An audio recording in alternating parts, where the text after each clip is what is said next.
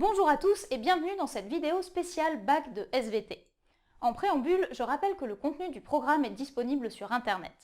Aujourd'hui, on va s'intéresser à la première partie du thème génétique et évolution, et plus particulièrement à la méiose et au brassage génétique associé.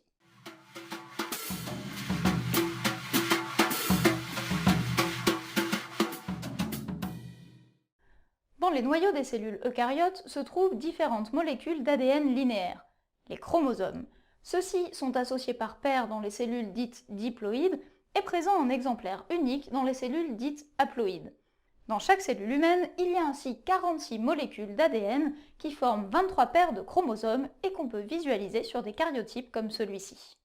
Lorsque les cellules se divisent, de nombreux mécanismes permettent de contrôler la répartition de ces chromosomes. Chez les eucaryotes, il existe deux types de division cellulaire, la mitose et la méiose. Étudiée en première S, la mitose permet de produire deux cellules filles identiques entre elles à partir d'une cellule mère à laquelle elles sont également identiques. Une cellule diploïde donne donc deux cellules diploïdes par mitose et une cellule haploïde donne deux cellules haploïdes. Pour permettre cette conservation des chromosomes, l'ADN de la cellule est dupliqué avant la mitose.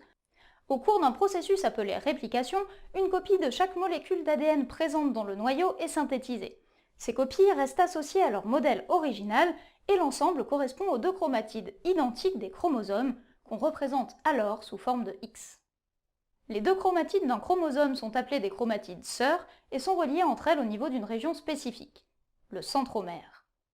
Au cours de la mitose, ces chromatides identiques 2 à 2 sont séparées entre les cellules filles qui contiennent donc finalement chacune le même ADN que la cellule originale avant réplication. Les choses se passent différemment dans le second type de division cellulaire qu'est la méiose.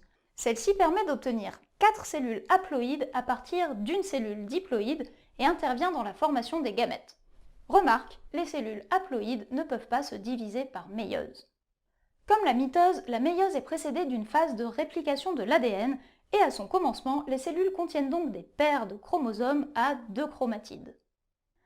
La méiose consiste en fait en deux divisions cellulaires successives qu'on appelle la méiose 1 et la méiose 2. Chacune de ces deux divisions voit se succéder 4 phases qu'on retrouve également au cours de la mitose, à quelques différences près. Lors de la prophase 1, les chromosomes se condensent, l'enveloppe délimitant le noyau disparaît et les deux centrioles s'éloignent l'un de l'autre. Lors de la métaphase 1, les chromosomes s'alignent au niveau du plan équatorial de la cellule et le fuseau de division se met en place pour les relier aux centrioles. Lors de l'anaphase 1, les chromosomes homologues se déplacent vers les deux pôles opposés de la cellule où se trouvent les centrioles. Enfin, lors de la télophase 1, la cellule se resserre en son centre au niveau d'un sillon de division jusqu'à être séparée en deux cellules filles et un noyau se remet en place dans chacune d'elles. En prophase 2, les chromosomes se condensent à nouveau, l'enveloppe délimitant le noyau disparaît et les deux centrioles s'éloignent l'un de l'autre. En métaphase 2, les chromosomes s'alignent au niveau du plan équatorial de la cellule et le fuseau de division se met en place. En anaphase 2, les chromatides sœurs de chaque chromosome se séparent et se déplacent vers les deux pôles opposés de la cellule. En télophase 2, la cellule se resserre en son centre au niveau d'un sillon de division jusqu'à être séparée en deux cellules filles et un noyau se remet en place dans chacune d'elles. Ainsi, la méiose 1 conduit à la séparation des deux chromosomes homologues de chaque paire. On dit qu'elle est réductionnelle car elle permet le passage à l'état haploïde d'une cellule diploïde. La méiose 2, quant à elle, comporte les mêmes étapes mais aboutit à la séparation des chromatides sœurs de chaque chromosome au cours de l'anaphase 2. On la qualifie d'équationnelle car elle ne modifie pas la ploïdie des cellules. Les mécanismes mis en jeu pendant la méiose sont source de diversité génétique.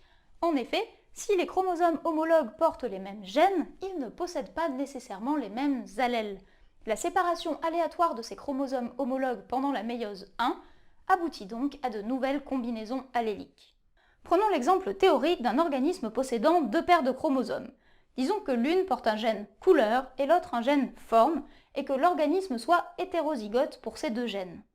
Un de ces chromosomes possède la version blanc du gène couleur, l'autre la version noire. Et sur son autre paire de chromosomes, l'un possède la version rond du gène forme et l'autre la version carré. Au cours de la première division de méiose, le chromosome possédant l'allèle rond peut aléatoirement se retrouver avec le chromosome de l'autre paire possédant l'allèle blanc ou avec celui possédant l'allèle noir. Finalement, à partir de cette situation initiale, 4 associations différentes peuvent être obtenues de façon équiprobable. On parle dans ce cas de brassage interchromosomique, car la diversité découle d'un mélange entre les chromosomes, et les gènes portés par des chromosomes non homologues sont qualifiés d'indépendants. Au total, pour un organisme possédant n paires de chromosomes, 2 puissance n combinaisons différentes sont possibles. Pour l'homme, qui possède 23 paires de chromosomes, cela correspond à plus de 8 millions d'associations chromosomiques potentielles, et ce alors que seulement 4 cellules sont produites à chaque méiose. Une seconde source de diversité s'ajoute à ce brassage interchromosomique. Au tout début de la méiose, lors de la prophase 1, les chromosomes homologues sont physiquement rapprochés dans la cellule. On dit qu'ils sont appariés. En fait, ils sont tellement proches que leurs chromatides non-sœurs peuvent se croiser en formant des structures spécifiques, les chiasmas. Au niveau de ces zones, des portions de chromatides peuvent être échangées entre chromosomes homologues. Il s'agit d'un mécanisme particulier de recombinaison génétique baptisé crossing over ou enjambement. Les chromosomes homologues ne portant pas nécessairement les mêmes combinaisons d'allèles, ces échanges de portions de chromatides conduisent à l'apparition de nouvelles combinaisons alléliques. On parle alors de brassage intrachromosomique, car celui-ci a lieu au sein même des chromosomes. Anecdote potentiellement utile pour certains exercices, ce phénomène de crossing over n'existe pas chez les drosophiles mâles. En résumé, la méiose est une source de diversité génétique car elle conduit à l'apparition de nouvelles combinaisons alléliques par 2 mécanismes distincts que sont les brassages inter- et intrachromosomiques. Cependant, même si cela reste extrêmement rare, ces processus peuvent subir des dysfonctionnements. Ainsi, la séparation des chromosomes homologues en méiose 1 et des chromatides sœurs en méiose 2 peuvent être déséquilibrées. Cela conduit généralement à l'apparition de cellules avec un chromosome surnuméraire ou un chromosome manquant. Et cette anomalie dans le nombre de chromosomes peut avoir des conséquences très graves. L'exemple le plus connu est celui de la trisomie 21.